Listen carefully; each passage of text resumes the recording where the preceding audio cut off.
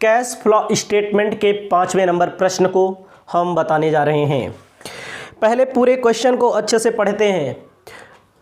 क्या कहता है प्रश्न, देखो, from the following summarized cash book of SK limited,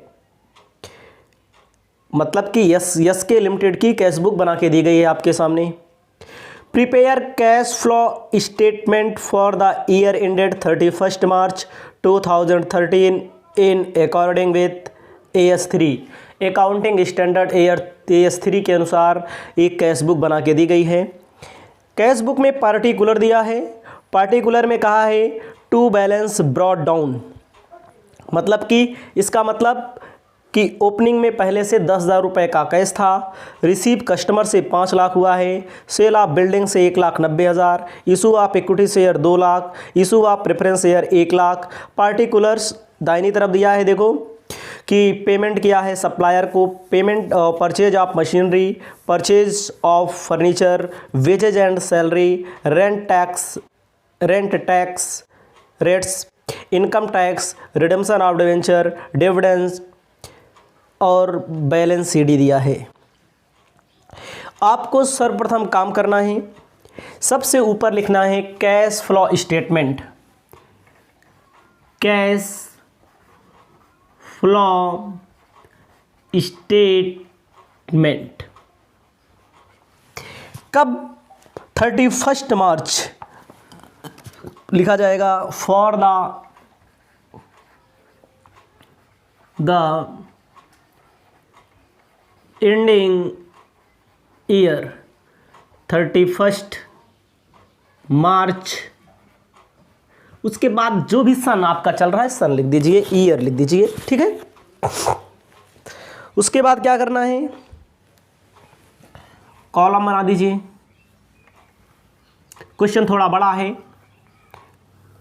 दिखने में छोटा है, लेकिन इसका जो सॉल्व होगा वो थोड़ा बड़ा रहेगा, तो उसको भी आपको ध्यान में रखना है। पार्टिकुलर का कॉलम, अमाउंट और अमाउंट का कॉलम, 2 बन गया। आपको ध्यान देना है, सबसे पहला काम इस प्रश्न में जो दिया है, देखो तीनों से रिलेटेड कहा है, कैश फ्लो स्टेटमेंट पूछ रहा है। तीनों से रिलेटेड कैसे मालूम पड़ा, कैश फ्लो स्टेटमेंट पूछ रहा है, ये थोड़ी ना कह रहा है ऑपरेटिंग की, इन्वेस्टिंग की, फाइनेंस ना। आपको क्या ध्यान देना है, आपको सबसे पहले ऑपरेटिंग पर नज़र बनानी है। आपको कहा ढूंढना है ऑपरेटिंग से रिलेटेड क्या बोल रहा है। तो सबसे पहले हेडिंग डाल लो इसमें, पहला number cash flow from operating activities, operating activities, ठीक है। उसके बाद आपको क्या करना है, ऑपरेटिंग एक्टिविटी में मैंने डायरेक्ट मेथड आपको बताया है, इनडायरेक्ट मेथड। इनडायरेक्ट मेथड में क्या होता है, नेट प्रॉफिट दिया होता है, तब डिप्रिसिएशन दिया हो, प्रोविजन फॉर टैक्स दिया हो, प्रोविजन फॉर रिजर्व में डालना पैसा हो, ट्रांसफ़र करना हो, loss on issue of debenture दिया हो, loss on sale of furniture या मशीनरी या प्रॉफिट, ये सब चीज़ें दी गई हैं ऑपरेटिंग से रिलेटेड। क्वेश्चन में आप देख लीजिए, नहीं दी गई हैं। नहीं दी गई हैं तो क्या दिया गया है, क्वेश्चन में दिया गया है कि कैश रिसीव फ्रॉम कस्टमर, इसका मतलब कस्टमर मतलब जिनको मैंने जिनको बेचा था उनसे पैसा आया हुआ है। Cash payment to cash payment, ठीक है। तो जो पैसा आता है उसे जोड़ लो और जो पैसा जाता है उसे घटा दो, ऐड और लेस, 2 ही प्रक्रिया होगी इसमें। इसमें कहा है, देखो बाएं पक्ष में जहां जहां से पैसा आया होगा बाएं पक्ष में, लेकिन माल से संबंधित, माल मतलब होता है जो बिजनेसमैन जिस वस्तु का व्यवसाय करता है उसको बेचने से संबंधित, यानी कि कस्टमर से जो पैसा मिले उसे हम लोग यहां लिखेंगे। लिखा जाएगा सबसे ऊपर दूसरे नंबर पे receipt from, cash receive from customer लिख दो, cash receipt from customer. Customer से कितना, कस्टमर से भैया कितना मिला, 5 लाख रुपया। कस्टमर से 5 लाख रुपया मिला हुआ है। ठीक, जब कस्टमर से 5 लाख रुपया मिला हुआ है और देखो ऑपरेटिंग में क्या आता है, जो बाएं पक्ष में लिखा है, सेल ऑफ बिल्डिंग इन्वेस्टमेंट में जाएगा।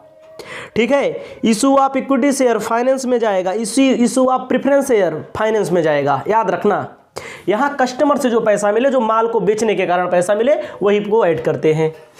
अब लेस करना है। दाहिने पक्ष में पेमेंट टू सप्लायर, सप्लायर का मतलब जो हमको सामान दिया होगा उसको हम पेमेंट करेंगे। लिखा जाएगा पेमेंट टू सप्लायर। सप्लायर को मैंने पेमेंट कितना किया है, 4 लाख रुपया। ये माइनस में होगा, याद रखना, माइनस में जो होता है उसको ब्रैकेट में रख देते हैं।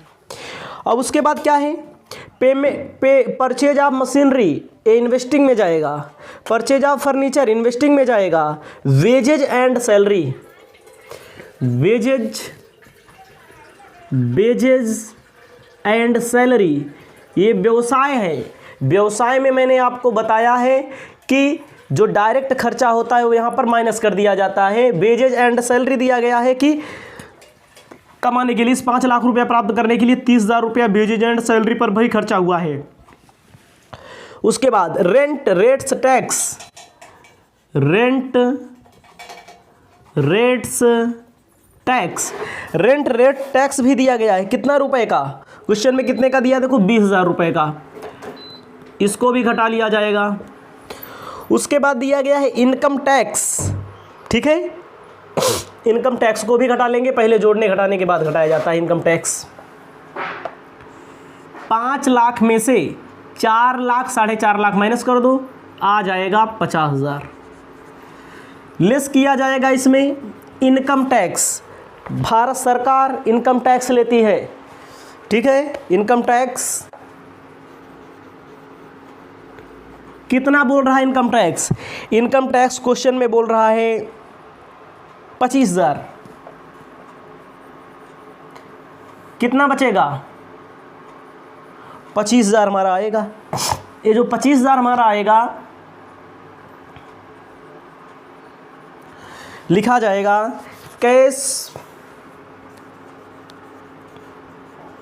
Flow from operating activities. Operating activities से पैसा आया हुआ है। याद रखना, हमेशा डायरेक्ट मेथड का मैंने प्रयोग किया है, इनडायरेक्ट मेथड का क्यों नहीं किया। इनडायरेक्ट में नेट प्रॉफिट दिया रहता है, डिप्रिसिएशन दिया रहता है, loss on sale of furniture, loss on purchase of furniture, ये सब चीज़ें दी रहती हैं, डेवलपमेंट एक्सपेंसेस दिया रहता है। क्वेश्चन में कहीं दिया है, नहीं दिया है, तो आपको क्या करना पड़ेगा, सप्लायर से, सप्लायर का मतलब जिनसे cash receive from customer, customer मतलब हमने जिनको बेचा है, मतलब विक्रय से जो पैसा प्राप्त होता है, क्रय, उस माल को क्रय करने पे जो पैसा खर्चा कर दिया जाता है, पेमेंट कर दिया, वेजेज खर्चा कर दिया, रेंट टैक्स खर्चा कर दिया, इनकम टैक्स माइनस कर देंगे, आ जाएगा cash flow from operating activities. इसे आप लिख लेंगे अपने कॉपी में, पहला स्टेप सॉल्व हुआ। अब जो क्वेश्चन मिल रहे हैं, अब जो क्वेश्चन मिलेंगे हमें जो क्वेश्चन मिलेंगे उसमें तीनों रहेगा, याद रखना। आपको अब दूसरा नंबर हेडिंग डालना है, दूसरे नंबर, पहला नंबर यह है, दूसरा नंबर यहाँ से cash flow from investing activities. Investing का मतलब क्या होता है, विनियोग। विनियोग का मतलब अस्थाई संपत्तियों में विनियोग किया जाता है, यानी फिक्स एसेट्स में विनियोग किया जाता है। जैसा कि क्वेश्चन में बोला है, देखो बाएं पक्ष में सेल ऑफ बिल्डिंग से पैसा आएगा, सेल ऑफ बिल्डिंग से पैसा आएगा। सेल ऑफ बिल्डिंग से पैसा कितना आएगा, 1,90,000 रुपया आएगा। जो इक्विटी दिया है, जो प्रेफरेंस दिया है, क्या है, फाइनेंस। जो व्यवसायी, जो कंपनी पैसा प्राप्त करती है बाहर से, अनुसमता अंशों से, ऋण पत्रों से, प्रेफरेंस शेयर से, वो होता है फाइनेंस में जाता है। फाइनेंस नहीं, सिर्फ कैश फ्लो इन्वेस्टिंग में जाएगा 1,90,000। इसमें किया जाएगा लेस। लेस क्या किया जाएगा, लेस आपको करना है इसमें क्या, दाहिनी ओर देखिए, purchase of machine, purchase of furniture, ये दोनों लेस होंगे। परचेज ऑफ मशीन और purchase of furniture, purchase of machine, purchase of furniture. देखो बेचा तो पैसा आया, परचेज किया तो पैसा गया। कितना? 1,50,000 और 50,000। 1,50,000 माइनस में और 50,000 माइनस में, 2 लाख कर देंगे तो माइनस का कितना आएगा? माइनस का 10,000 बचेगा। थोड़ा नीचे लिखेंगे, माइनस का 10,000 है ना, 1,90,000 में 2 लाख माइनस करेंगे तो उत्तर का आएगा इसमें आंसर आएगा कैश यूज्ड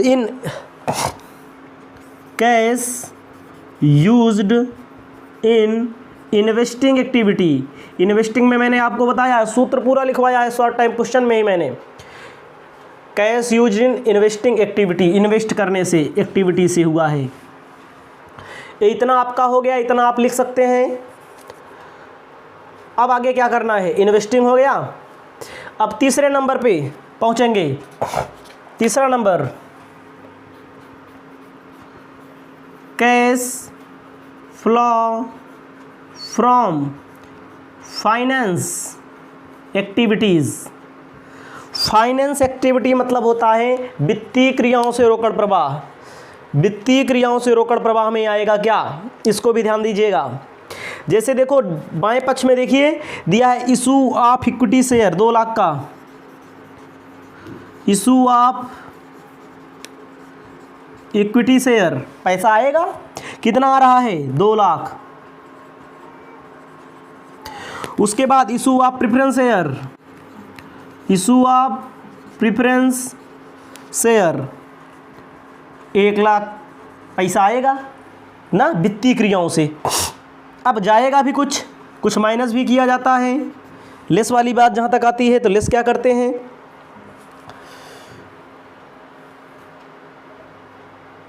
लेस क्या किया जाएगा? दाहिनी ओर देखिए आप, पेमेंट टू सप्लायर ऑपरेटिंग में जाएगा, गया है। परचेज ऑफ मशीनरी इन्वेस्टिंग में जाएगा, गया है। परचेज ऑफ फर्नीचर इन्वेस्टिंग में। वेजेज एंड सैलरी ऑपरेटिंग में। रेंट एंड टैक्स ऑपरेटिंग में। इनकम टैक्स ऑपरेटिंग में। Redemption of debenture, redemption of debenture, ऋण पत्रों का शोधन किया जा रहा है, इसका मतलब पैसा जाएगा 2,75,000। उसके बाद डिविडेंड, डिविडेंड पेड, कितना? ये भी पैसा जाएगा। फाइनेंस से संबंधित 30,000 माइनस कर देंगे। बस आप में क्या करना है? 2 1 3 लाख हो गया, 2 1 3 लाख। ये कितना हो रहा है? 3,05,000। माइनस का कितना आएगा? माइनस का 5,000 लिखा जाएगा। Cash use from financial activity, cash used from financial activities. अब देखो तीनों का कॉम्बिनेशन, तीनों को ऐड और लेस करते हैं। तीनों को क्या कर लेते हैं? ऐड और लेस कर लेते हैं। इसको आप लिखिए, तीनों को ऐड और लेस करते हैं। तो देखो 25 में 15 माइनस कर दो, प्लस का 25,000 माइनस का 15,000, कितना बचेगा? 10,000 तो बचेगा ही। 10,000 जो बचेगा इसे कहेंगे नेट कैश इंक्रीज।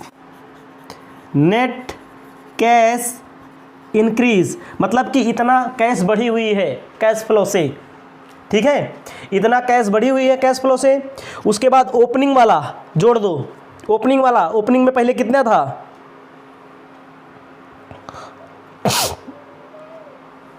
ओपनिंग ये आपको जोड़ दिया मैंने, opening balance of cash. Opening balance कितना था देखो क्वेश्चन में? 10,000 रुपए का, वही निकल के आ गया closing. Closing balance of cash 20,000। इसे आप अपनी कॉपी में सुविधा की दृष्टि से लिख सकते हैं। यहाँ पर याद रखना प्लस माइनस कर लिया गया, 10,000 आया, ओपनिंग लिखेंगे, यही जो क्लोजिंग आया वही आंसर आ गया इसमें, जो क्लोजिंग आया वही आंसर आ गया इसमें। ठीक है, जो क्लोजिंग आता है वही आंसर भी आता है, इसको याद रखिएगा। इस वीडियो के बाद अगला वीडियो 6वें नंबर क्वेश्चन पर आधारित है।